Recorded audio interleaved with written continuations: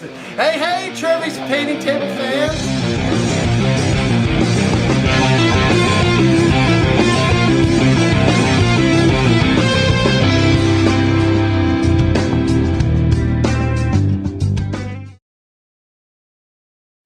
Hey guys, Trevy the Great here, and welcome to my first Valhalla edition battle report. These are a couple of reports I'm going to be doing of all of the games that I played at Valhalla, the blue table painting sort of Warhammer getaway event that I just attended this past weekend. So yeah, expect some pretty awesome reports coming in from all of these games. This first one obviously is Warhammer 40,000, 2,000 points, which is pretty much the theme for the weekend. And it's gonna be boring Space Marines versus Space Marines, only my Space Marines are more awesome than the other Space Marines because mine are Blood Angels, or at least stand-in Blood Angels.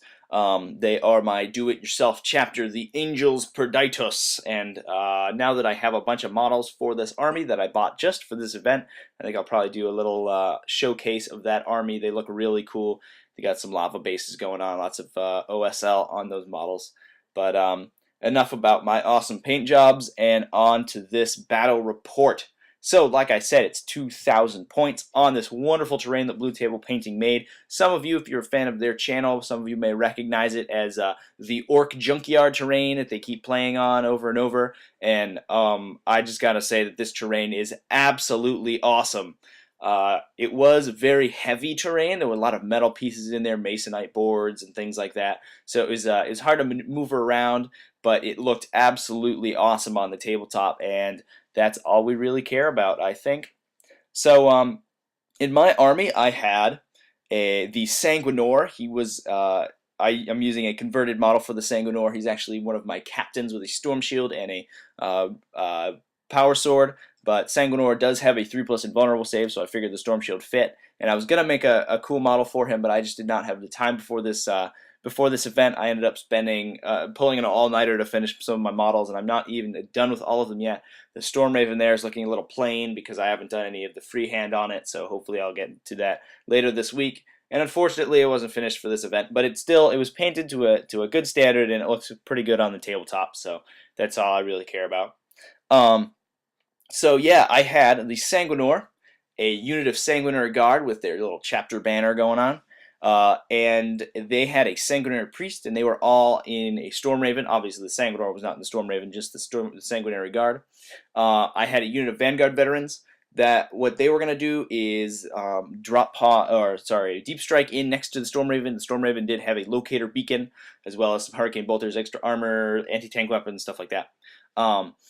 And so they were going to be able to deep strike in without having to scatter, and then be able to assault right out of that deep strike. And they could get benefits from the Sanguinor if he came in on the same turn, and the Sanguinary Priest that was with the Sanguinary Guard. So it would be like a 1-2 punch. I would hit you with the Sanguinary Guard and the Vanguard Veterans at the same time.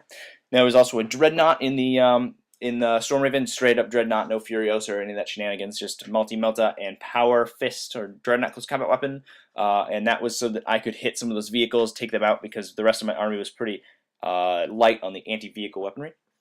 And then, supporting that big point sink, I had 3 units of Assault Marines with Flamers and Multi-Guns and a Power Sword for the little the Sergeant dude, and then they all had attached Sanguinary Priests with jump packs. So, pretty cool. Lots of jump pack going on, but not a lot of anti-tank, and that hurt me quite a bit over the course of the weekend.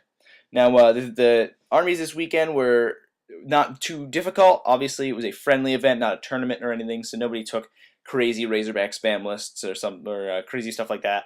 I think the worst army there was probably there was a Logan Wing army. It was all Terminators, and there was some Venom spam from Sean's Dark Eldar. But other than that, it was pretty good. So I was fighting a what do you call that? An Ultramarines player? What do you call an Ultramarines player? And he had 2. I see if I can remember his list off the top of my head. He had 2 tactical squads. One was in a Rhino. The other one was broken up into combat squads. He had 2 land speeders. I believe a Typhoon and a normal land speeder with double multi-meltas. He had a Whirlwind out in the corner. and then a big unit of Terminators with Marnius Calgar and a Land Raider in the middle. And he had 2 Dreadnoughts. One was going to walk on the board in reserves. The other one was coming in reserves in a drop pod. So it's going to streak down from the skies and blow all my guys up. And that one in the drop pod was an Ironclad Dreadnought. So pretty scary. Here we have deployment and the scenario. The scenario is seize ground. There are a number of objectives. There's a bunch of little spire objective pieces, and they are all representing objectives for the game. I believe there's one in the middle on that giant building in the center there, and then there's 2 on the far side of the building on either side of the board. And then I believe that there are 2 more on the closer side of the board somewhere, but I don't exactly remember where those are off the top of my head. They sort of blend in with the terrain, so they're hard to pick out, but that does look very cool. And as you can see, we've deployed pitched battle deployment. I've deployed everything on the board except for the Vanguard veterans and the Sanguinor who are going to deep strike in next to the Storm Raven without scattering, and then I've just got 3 of my little assault squads. The one on the far left hand corner does have the Sanguinor's Champion in it, the random sergeant upgrade that the Sanguinor gives one of my squads, and they all have Sanguinary Priests, so they're ready to go up and try to take some objectives and just cause mayhem. And then my Storm Raven's going to go straight up the center, possibly try to take out that Land Raider and take out some of those Terminators, because those will be able to rip up my assault squads if they get into combat there. So let's go on to the actual game now, shall we? Okay, here we go. End of round 1. As you can see, a lot of stuff has happened. There's a lot more blue on the table than there was in the last turn, and that's mainly because my opponent did deep strike in that drop pod with the Ironclad Dreadnought. So I did take first turn in the game. I turbo boosted the Storm Raven to the other side of the building. You can't really see it there. It's being hidden. So that would bring it up close enough to harass my opponent and get some multi-melta shots on. I believe I did immobilize the Land Raider, so they couldn't get its payload any closer to me.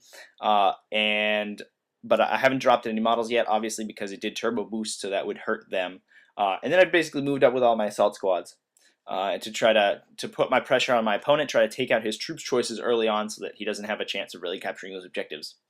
So yeah, in my opponent's turn, his Ironclad Dreadnought deep struck in the drop pod right in front of those Assault Marines. They're going to try to tie them up for the game and just do some damage. Unfortunately, I don't have any anti-tank weapons in those squads. I do have Melta Guns, which I'll be trying to fire at that Ironclad, but I don't have a Power Fist, I don't have Melta Bombs, nothing that can really take out an Ironclad. Because obviously crack grenades can't take out Ironclad Dreadnoughts because they're armor 13 on the front, and a strength 6 can't hurt them.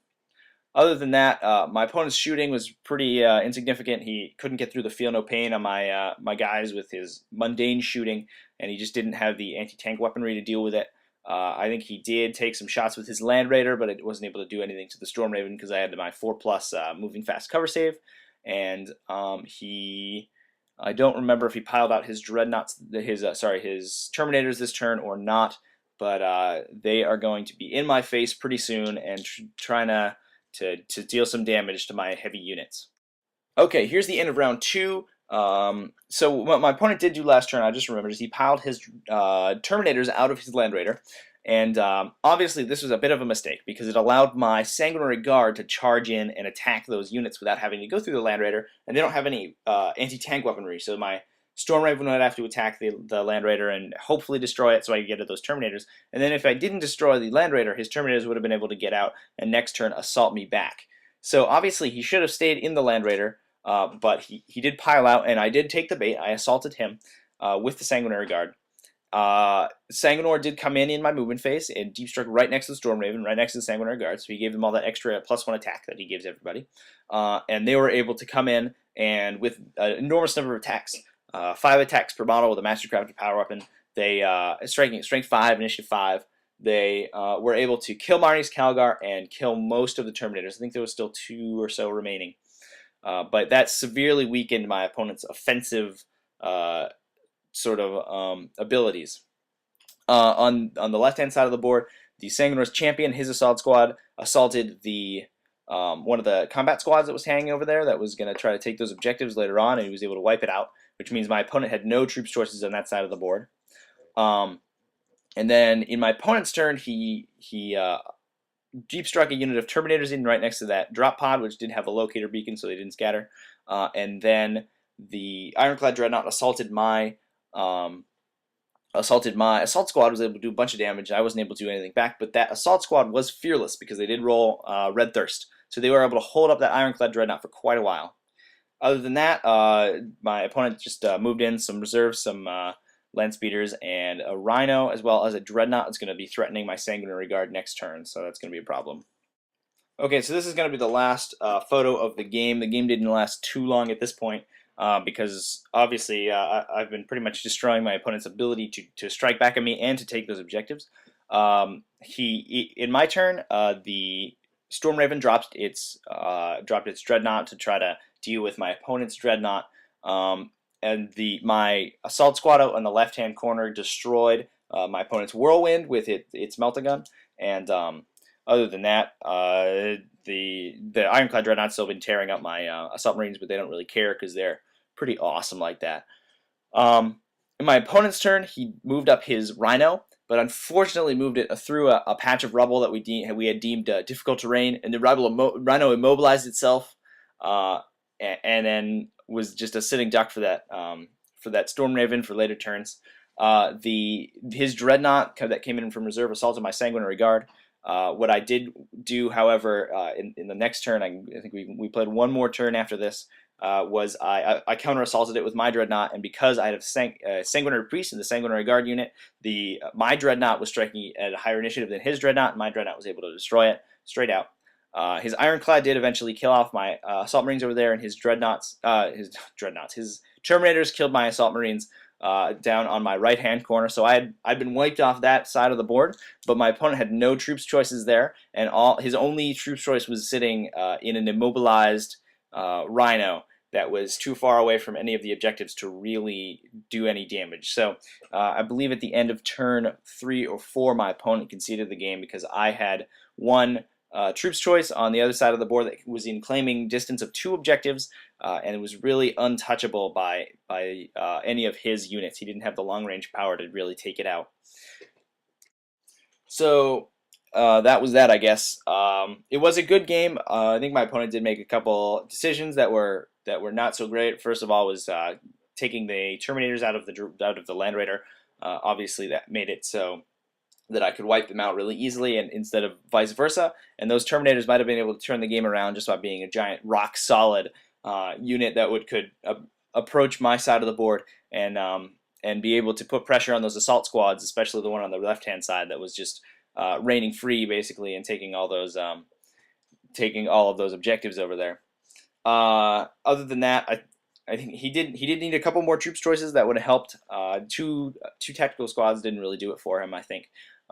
He's put a lot of points into his Terminators. He had 2 units of Terminators and his Dreadnoughts as well. So just a couple things that he could have done better, but obviously it was a good game on a great board. The blue tail painting pieces of terrain that we were playing on were absolutely spectacular. 2 fully painted armies, absolutely beautiful, and there it is.